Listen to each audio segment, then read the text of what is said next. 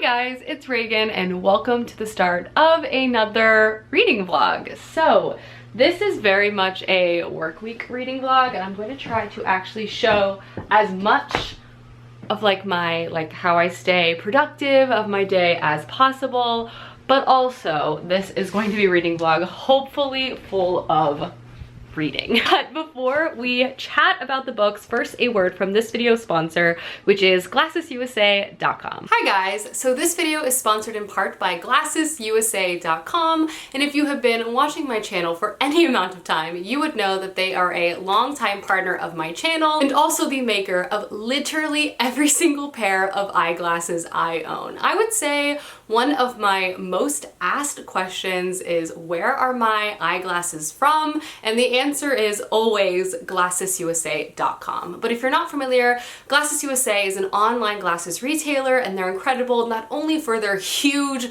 vast collection of both eyeglasses and sunglasses in literally any style, shape, color you can imagine, but they're also able to provide you those glasses at incredible prices. Basically, sending the glasses directly to you at your door, making them not only more affordable, but also more convenient. And it's also incredibly easy to shop their site, not only from just filtering from different colors and shapes that you might be looking for, but they also have online tools like the virtual try-on tool, which allows you to upload a selfie so you're able to see what the frames actually look like on you before purchasing. They also have great add-ons you can add to your frames, like for example adding blue light to any of your lenses. Before I jump into the haul itself, I of course have an offer for you guys, which I will leave linked down below for my glassesusa.com haul. This time around, I wanted to do a bit of a greatest hits haul, feature the frames that I would say I wear the most and are my current favorites, specifically starting out with this pair, which I would say I wear about 90% of the time. If you see me wearing glasses, it's most likely this style. These are the Ray-Ban 3447V and I have them in the gold medium size.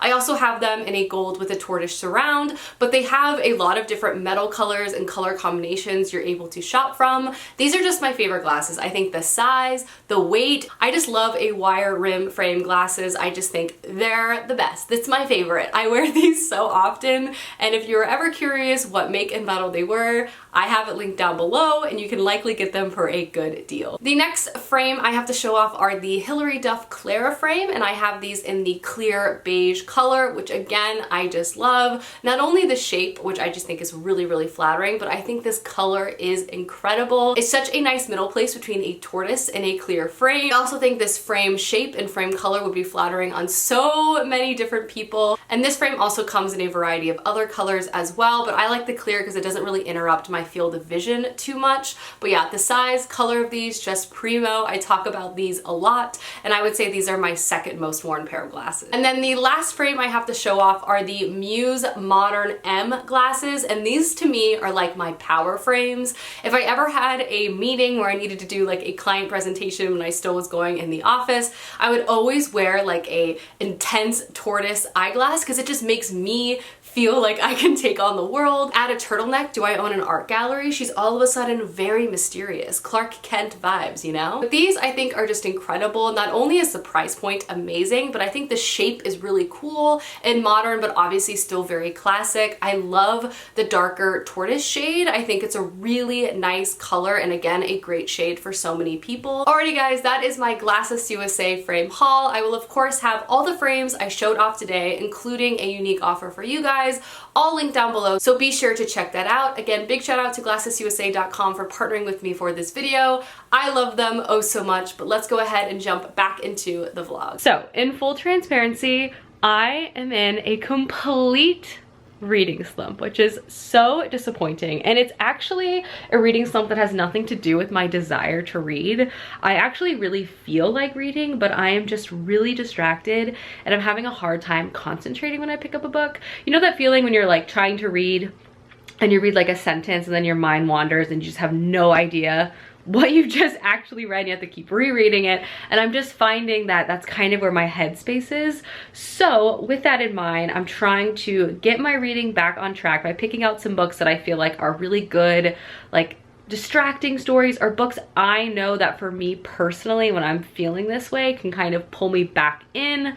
Nothing too intense, and I just feel like that might be the recipe for success here. So let's talk about the books I hope to read. So the first book I feel like is exactly what I feel like reading, and that is some urban fantasy romance. So I've decided to pick up Murder of Crows by Anne Bishop. This is book 2 to the Novel of the Other series, which is an urban fantasy series following our main character Meg, who's a blood prophet who's basically running from this sort of human organization and is staying in a place called the Courtyard. In this world, supernatural creatures exist and they have a very tenuous relationship with humanity, and they live on like very divided lines, whereas the others kind of control most of the natural resources and a lot of the land, and humanity is kind of expanded in cities and are more focused on technological advancements.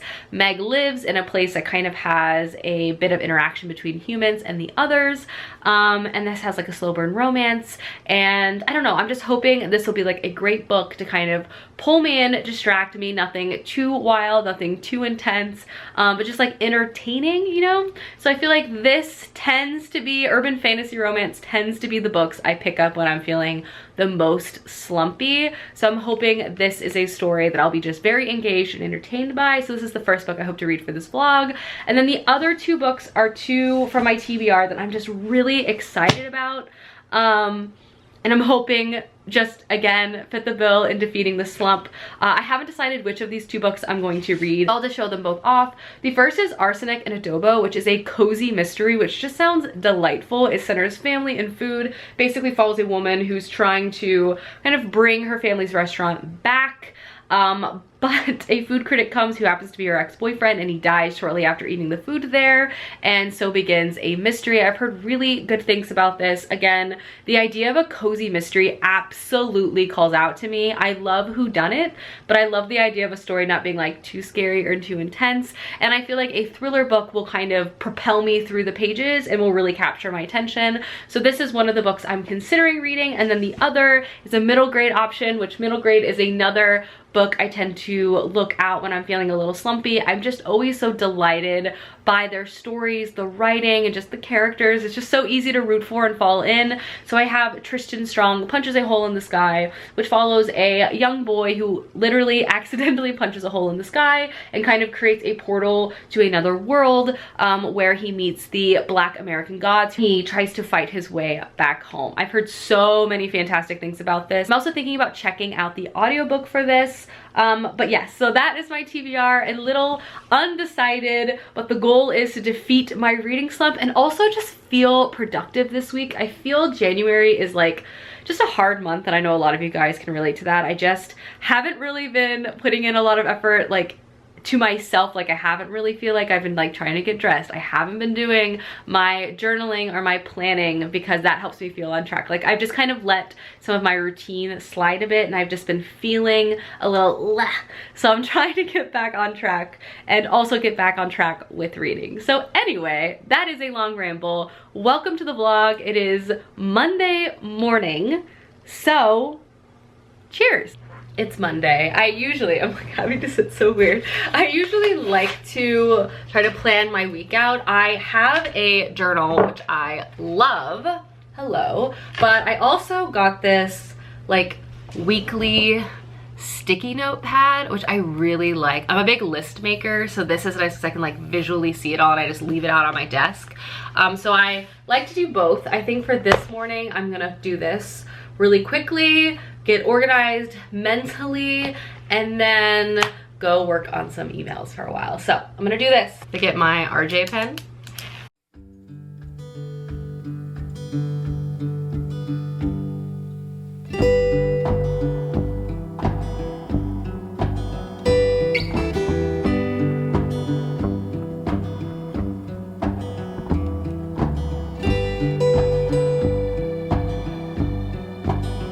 We're done.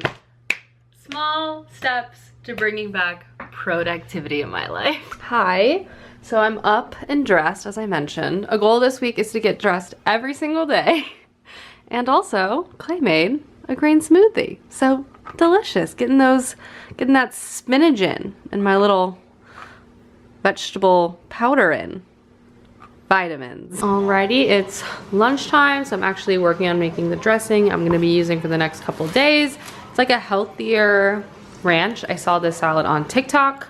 And I've been having a lot of success with TikTok salads, so I thought, let's keep it going. So I'm gonna chop all this up, mix, and make the salad. All right, here's the dressing. It's just Greek yogurt, some sour cream, lemon, and just a bunch of seasoning or herbs. Lots of dill, some mint, chives, garlic. Yummy, super good. This will also be a really good like dip for like carrots and stuff. But anyway, this is my dressing for the salad for the week. I'm gonna put it in here. All right, salad is all here. I have croutons, cucumber, egg, radishes, carrots, red bell pepper, and then my dressing. So I'm just gonna toss it now and enjoy.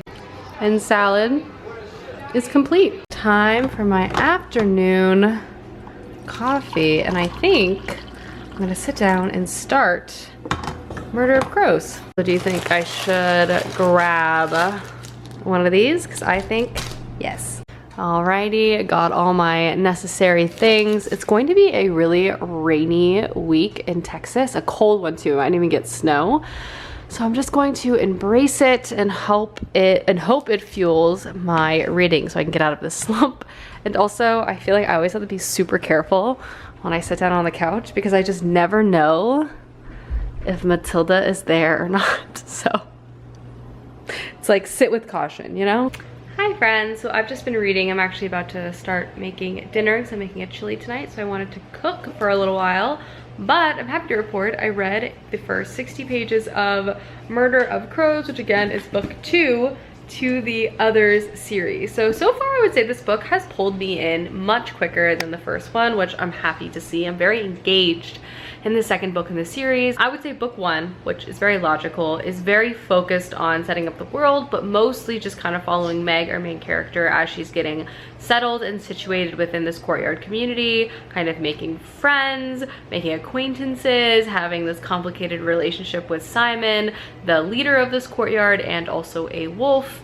And then also kind of learning a bit about her past, which kind of culminates in a sort of attack on the courtyard in the second book. And again, this is a many book series. The second book so far has been much more about kind of jumping into the action right away, which I like.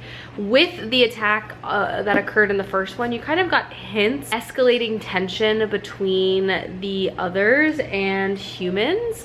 And you're definitely seeing more of the political aspect of that in book 2. You start to see hints of organizations that have interest in trying to stir up like societal conflict against the others and their courtyards to the point of violence, and also seeing how there are different strategies to make this occur, specifically with the introduction and the distribution of a certain drug. And there just seems to be a kind of conspiracy occurring around us, and also rumblings of some sort of planned attack, but we're not entirely sure who, what, where, or why. But you start to see the pieces of what seems to be like a larger issue at play. The other element to this as well is we see again more behind the scenes of even where Meg was previously kept, politics around blood profits, types of facilities, and just the overall terrible situation that many people who have this particular ability are kept in, and it's just appalling to read about.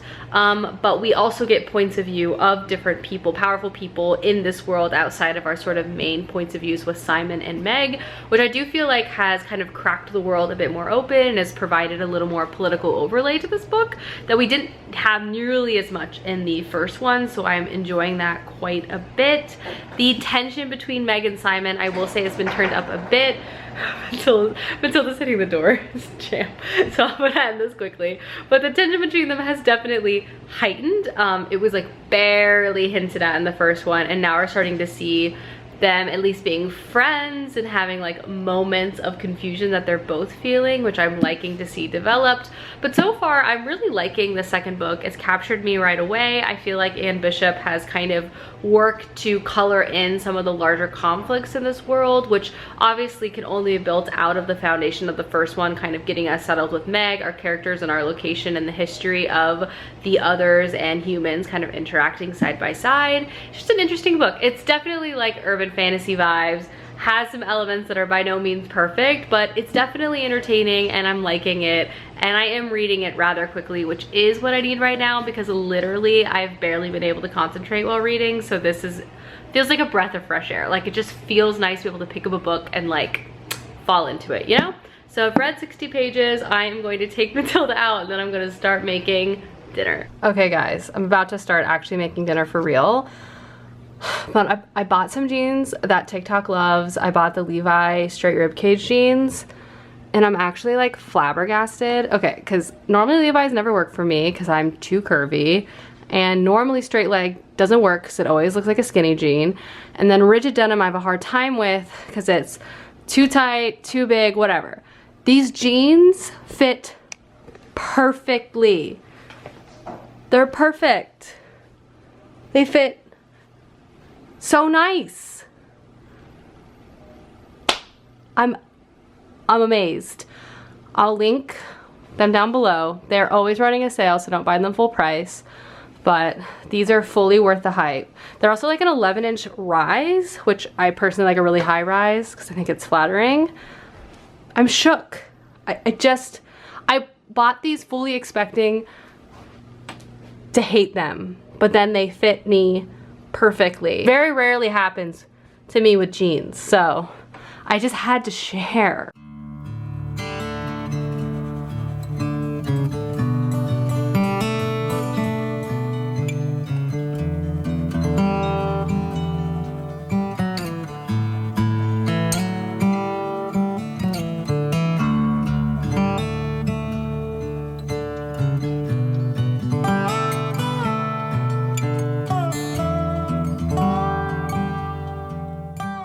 All right, I've put together my lazy chili, which I make with like canned tomato soup and beef broth. I just like that it adds a little bit of sweetness, and then I make it really spicy, add a bunch of seasonings, chili powder, garlic, cumin, salt, pepper, smoked paprika, the whole 9 yards. And I know I'm from Texas, but I like my chili with beans, and I personally think the beans are the best part of a chili. So you'll never see me make a beanless chili. And I don't care if that's controversial. And I'm gonna let this cook for a little while and then enjoy.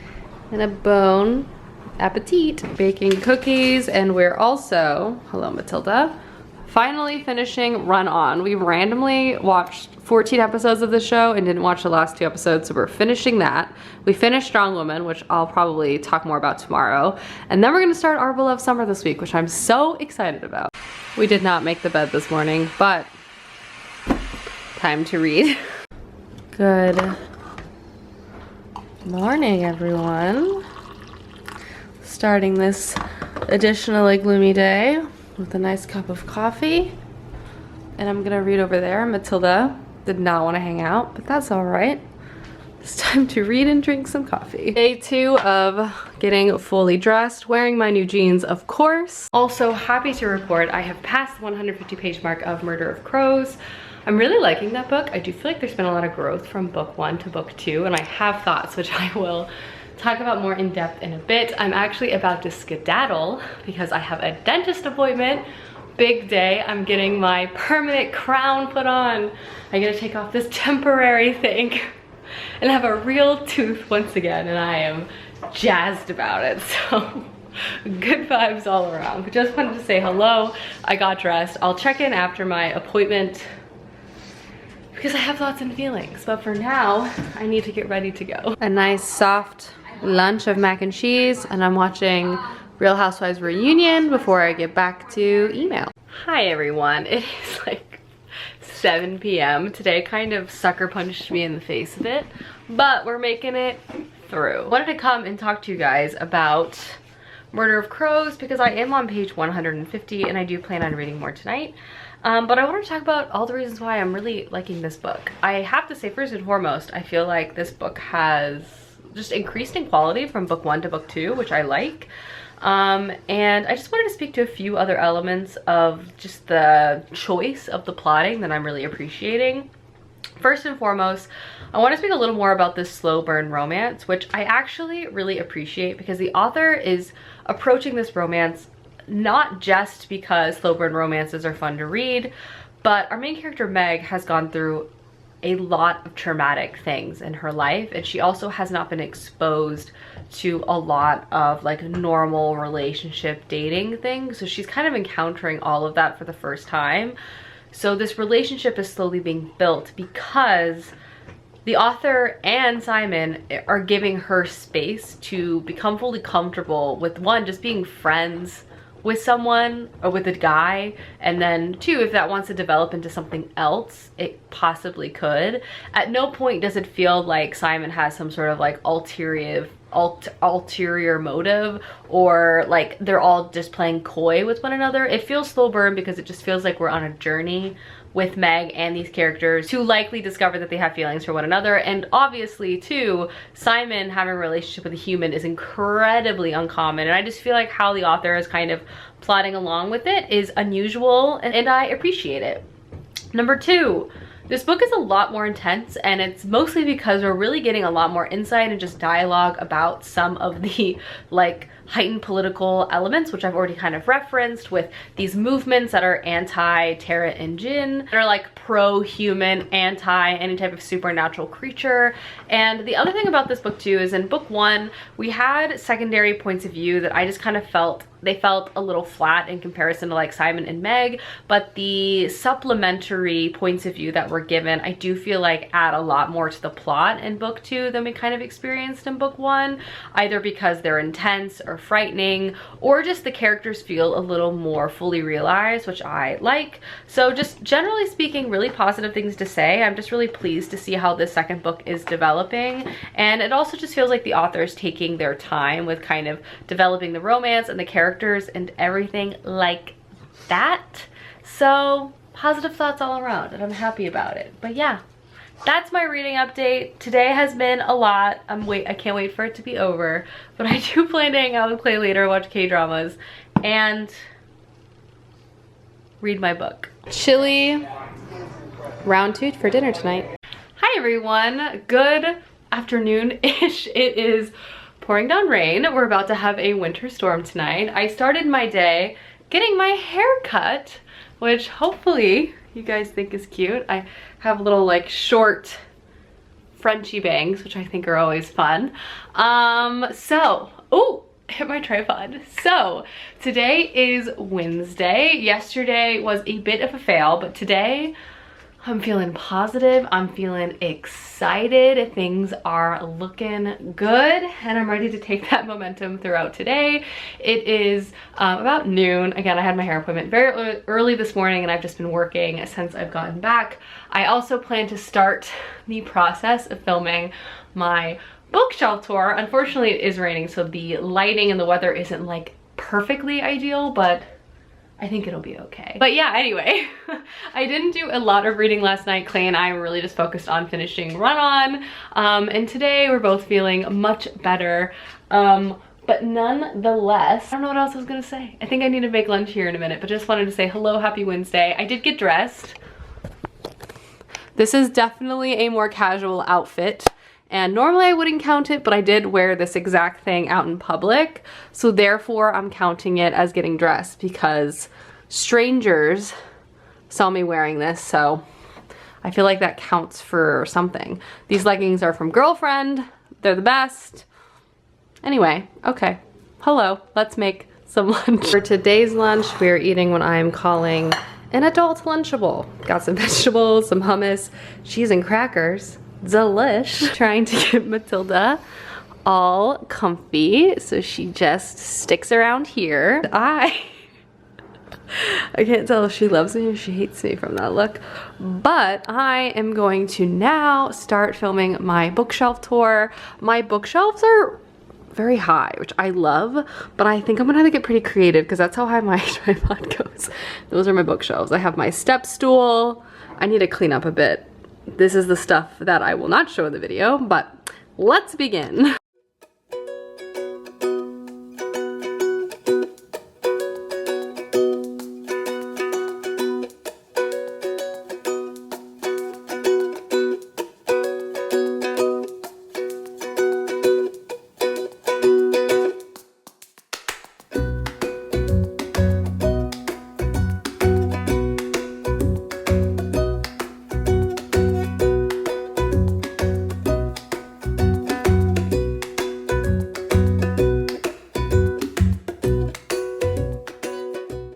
right, candle is lit. I have a evening cup of coffee. It is so gloomy outside. It's about to storm, which is gonna turn into an ice storm late tonight and tomorrow morning.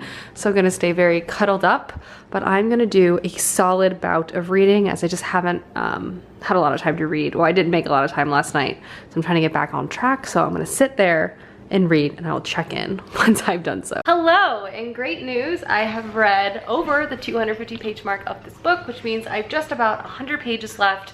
So for sure, plan to finish this tonight. Gonna be taking a bit of a break. I'm actually going to start dinner, but I wanted to do a reading check-in because I am really enjoying this book. I know I sound like a bit of a broken record, but I just feel like the jump from book 1 to book 2 has just been so excellent. I was really intrigued by this world. I don't know, creation of this sort of supernatural setting where humans and supernatural creatures have lived alongside each other for like thousands of years, and how the society is kind of formed around this through time, which is such an interesting idea and concept. And to see how in this current state, in this current reality, it's beginning to heat up in terms of tension. And then you can see in the current reality about how that tension between humans and the others, otherwise also called the Terra Degene, is beginning to heat up again. And it's really not the others heating it up. It's more that the humans, in their constant pursuit of expansion, capitalism, just wanting more and more and more, become unhappy with the agreements that they have made, and try to push the boundary or fight back. And then they have to deal with the consequences of the Terra and Jean fighting back, but then they just blame them, even though it's like the consequences to their own actions, you know what I mean? In a very human-like fashion. Like, humanity acting a fool within this book is not a surprise. Let's just say that. And I just feel like the tension of that is just such a kind of fascinating element of this book, and I do feel like how the author is elevating it and evolving it is really great. But then we still have these sort of small scale interactions of the courtyard that this book is primarily set in is in a small community, that there is some interactions between humans and the others, and specifically you really see how the others' courtyard kind of deals with issues much more differently than humanity, but are also like looking out for their own, but also looking out for people that have looked out for them. Really like a loyalty situation. And then obviously Meg, your main character, who is human, has been living there now for a while and kind of learning more. And a lot of this book too is Meg kind of trying to learn and understand and try to control her blood prophet powers, which obviously are really complex for a variety of reasons. And I do want to say a trigger warning for cutting, as that is a component of this book because she is a blood prophet. The reality that Meg has had to face her whole life, as well as so many other girls trapped in this situation, is definitely becoming a larger plot point. I just feel like the writing and the characterization and the setting has really just been amped up a bit in this second book, which has just made me very engrossed. I'm having a hard time putting this book down. Super fast paced. I'm really attached to a lot of the characters, and yeah, I'm looking forward to the series. I do feel like this is going to be a series which I'm just going to read a lot of the books this year, because it just feels like the perfect like break a reading slump kind of series to read. But yeah, I'm going to finish this. I just am really enjoying the connection between Meg and Simon, the slow growth of their relationship, both from a friendship, but just kind of like on a deeper level as well. And I just think it's been a great book too so far. So I am going to start dinner now, and I'll check in with you guys in a bit. So dinner tonight is really fast and easy. Basically, anytime I ask Clay what he feels like eating, it's always beans and rice. So I just try to think of versions of beans and rice. beans and rice recipes. So tonight we're doing chicken thighs, which I have seasoned. And then I'm gonna cook so I'm gonna sear these, and then I'm gonna saute the onions in that, and then cook the rice in that, and then pop these in the oven. I'm also gonna make some broccoli and then mix some beans in at the end with the rice. Should be good. Just using my regular cayenne, cumin, garlic powder, chili powder, salt, pepper, garlic, onion. You get the gist. So I'm just searing both sides of the chicken. I cook like 5 minutes per side, helps get the skin crispy, and then I'll pop it in the oven. But it also makes all these delicious juices, which I'm gonna cook the onions and again the rice in, so it'll be like extra flavorful. There's something about deglazing a pan that just makes me feel incredible. I'm like, am I a chef now? Because I deglazed this pan? Look at all that flavor in the rice now. And dinner is ready. It's finally time. We're starting Our Beloved Summer, and Matilda is getting triggered by the door bell ringing. But I'm so excited. I've only heard amazing things about this drama. Apparently it's beautiful, indie movie-like, and also like second chance romance, which we're all fans of in this house. Still getting used to my short bangs, so sorry if I keep messing with my hair in every clip. But we watched the first episode of Our Beloved Summer tonight, and I have to say I'm already hooked, sold. I don't know, just how it's shot, it's beautiful. I love that it's kind of like a second chance romance. I love that there's this connection through time. So far it's just delightful, and I feel like it's going to like make me cry, but I am looking forward to that. It's on Netflix, so if you're interested in checking it out, there you go. It's on Netflix, easy to watch. Clay, what were your thoughts on the first episode? I liked it a lot. It's really vibey. Vibey? Seems like it's gonna be pretty cute and funny, and seems like the contrast between the two leads can be really good. Yeah, like the main girl character is like more serious and intense, and the main guy is like more of like a puppy dog. But yeah, definitely good vibes from the first episode. Really looking forward to watching more. But now I'm gonna get to reading. I want to get the rest of this book read tonight. Then I will update you in the morning and also start my second book. I think I know which of the two books that are on my TBR that I want to pick up next, but I'm not sure. I also feel like I might be influenced by the snow day we're supposed to have tomorrow. But nonetheless, definitely a successful K-drama watching night. We also finished Run On, which I'm not sure we mentioned, which we also really enjoyed. Also vibey, a really nice like slow slice of life romance, which I actually really appreciate in K-dramas. Like obviously sometimes I want like loud, obnoxious, ridiculous, like crazy plot points, but sometimes, I mean, they all kind of still have wild plot points, but sometimes it's nice if it's just like a true slice of life, which I do feel like Run On is. But anywho, I'm gonna read now, and I will see you guys in the morning. Hi friends, good morning. I am up and dressed and also enjoying the icy weather outside. We had a bit of an ice storm through this morning, which if you're from Texas, you know that can really shut things down rather quickly. But I'm really happy to report I finished Murder of Crows last night, and I really enjoyed this book so much. So much, in fact, that I am craving to just go ahead and jump into the third book, because I just feel so invested in the characters in this world, and I just think everything that Anne Bishop has created is just so fascinating. But I absolutely flew through the ending of the book. It was intense and engaging, and I would also just say I do feel like between books 1 and 2, Anne Bishop has kind of, I don't even want to say like has made it darker, because like the darkness was there in book 1, but I think she's making us kind of confront that darkness, and I think she's, I don't know, I think she just added a level of like awareness. Didn't feel like she glazed over anything. Like she really, if she was going to include something that was dark or dramatic, it was serving the plot for one, but also ensured that we as the reader had to confront that darkness, and it was a conversation and characters were talking through it, and I just felt like everything was just taken, it felt like more seriously in book 2, which I enjoyed. I have to say, I really like Meg as a main character. I think she is such an interesting character to kind of follow, and just the space that Anne Bishop is giving her to kind of come into her own, I think is just wonderful. Seeing her growth between books 1 and 2, not only in her own confidence and ability, and just this woman has basically had to confront the world for the first time after being confined her entire life, and seeing her just kind of gain the confidence to do things for herself for the first time is just really wonderful to see. Also seeing the growth of her relationships, not only from a friendship point of view, which she hasn't had the opportunity to have up until this point, is just really lovely, and I really think just adds a lot of characterization to the story. Seeing her interact with other humans and other members of the courtyard, and just seeing how everyone really cares about each other, I think is really wonderful and makes you really invested. I just appreciate, like, we're going into book 3, and just like the amount of space I feel like Meg has had in the narrative is just spot on, and I'm really liking it.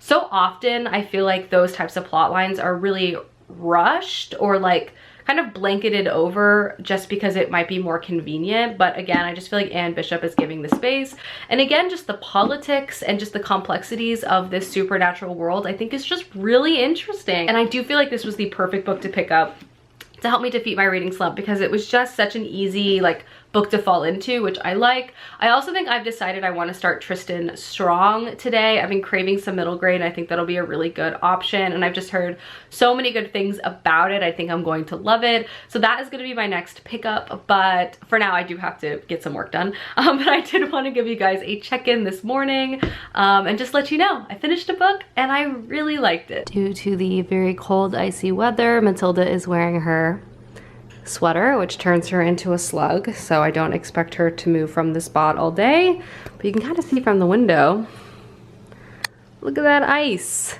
Looks slippery. It's not snow, it's just ice pellets. So kind of the worst winter weather you can get. But Matilda doesn't mind so much. Back again with an adult Lunchable. This time I'm using some of my leftover dressing from my salad earlier this week. I have officially finished filming my bookshelf tour and also wrapped up some of my other projects I needed to do today. So I'm gonna sit down and start Tristan Strong, which I'm so excited about. I know I gave kind of a brief synopsis, but I thought I would just kind of give a more in-depth one.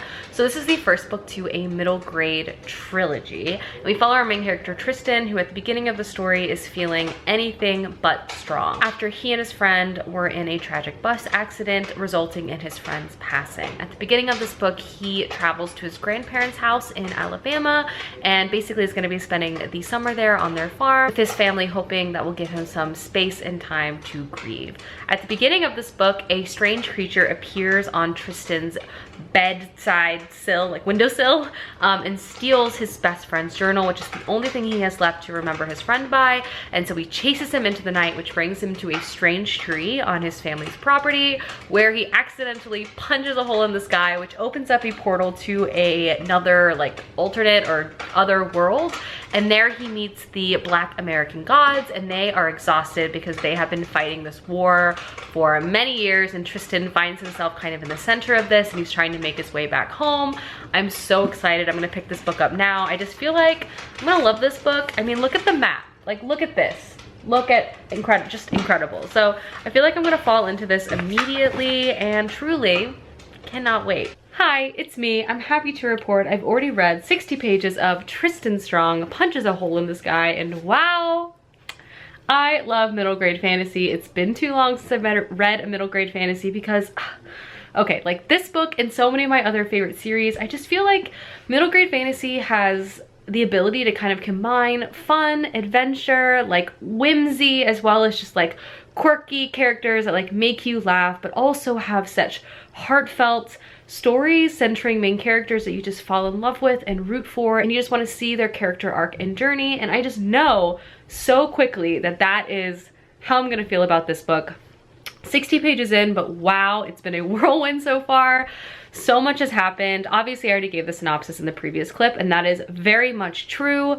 You're reading from Tristan's point of view, and you basically open the book on him traveling to his grandparents' house. You just can't help but fall in love with him and immediately root for Tristan, and I just like know it's gonna be an emotional journey. Obviously, Tristan himself is going through a hard time, as you can imagine based on the synopsis of this book, losing his best friend, and he's also struggling in the sport he loves too, which is boxing. His family has a history with boxing, and he's just, it's just difficult all around, which makes sense. He has many people in his life that love him and are trying to help him, and that's kind of the inspiration again for him traveling to his grandparents' house. He's very close with his grandmother, though he does have some strife with his grandfather, as they kind of have a hard time understanding, I would say, where the other is coming from.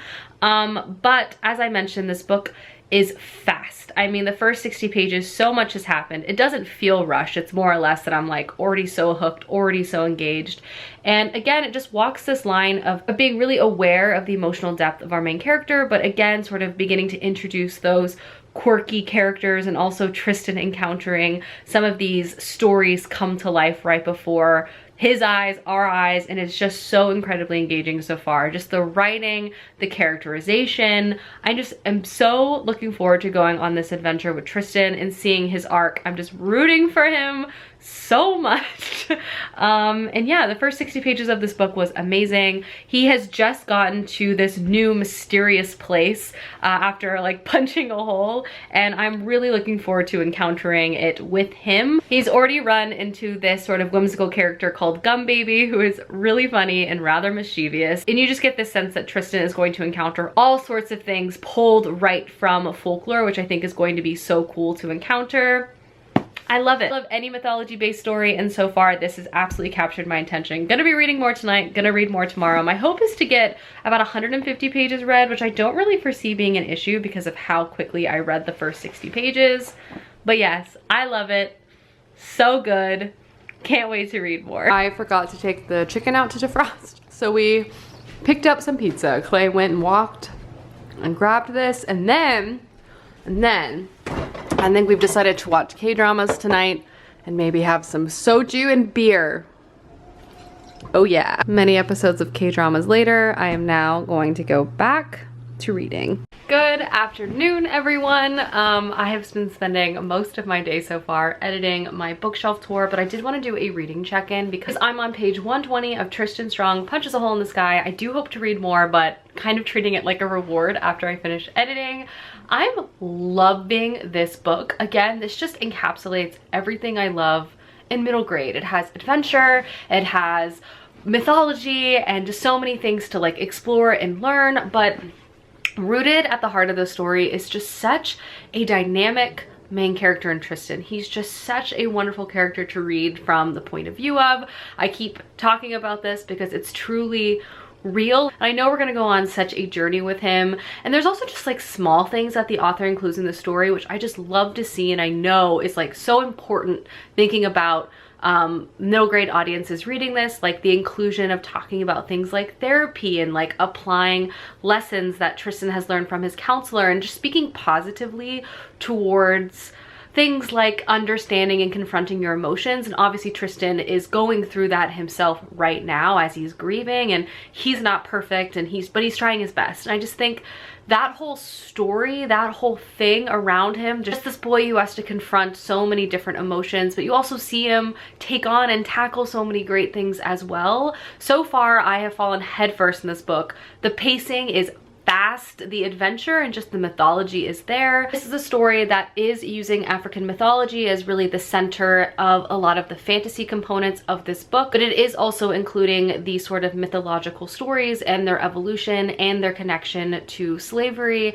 And the story itself also confronts things like generational trauma, as well as like the importance of sharing stories, even if it might be painful. And just the overall message of this book is just so incredible. It's so well written. It's so well realized, just like the plot, fast-paced, but within this like adventure-filled plot, it also has just so much emotion and characters you fall in love with, so many different fun characters that you love. Like, you're gonna laugh, cry, be shocked. I love middle grade. I'm loving this book. I really feel like this is going to be a new favorite series. It's just incredible, and it's just like, I love reading middle grade because it also makes me excited, because I think about like when I was a kid picking up books and loving stories, and I just think about all the kids that have the opportunity to read this book, and it almost like makes me tear up, because like this is just such a great story, and I know so many kids love it, are going to continue to love it, and I just like can see this being passed around, you know, like in the lunchroom and stuff. Anyway, so that's my check-in. I'm gonna try to get over the 150 page mark, but again, I have to edit. I'm like behind. I gotta go. So goodbye. Remnants of my lunch ramen and my computer. I'm halfway done, everyone. I'm halfway done. Hi friends, and welcome to the end of the vlog. A few days later, I just wanted to pop in and wrap up everything I was able to read over the course of this vlog. I wanted to start with Tristan Strong Punches a Hole in the Sky, because I'm happy to report I actually read to page 170 of this book and continue to read it, and I'm just absolutely flying through it. I am just truly, like as I kind of was describing in the last clip, just delighted by this narrative so far. I love Tristan. I love the message. I love that the author is continuing to include like just important elements that I feel like are important things to discuss, from fears and anxiety, but also seeing our main character still confront those things. It's full of so much wonderful folklore, and storytelling is absolutely central to the book itself. So fast-paced. I am gripped, and it's just such a fun adventure so far. I can't wait to finish it and then also just move on to the rest of the books in the series. And then I of course read the 350-ish pages of this book, Murder of Crows, which I really enjoyed as well and talked about at length. I am craving to pick up book 3. Just this series has just completely captured my attention, and I find it to be so entertaining, so I'm happy I picked this up so soon after reading the first one, written in red.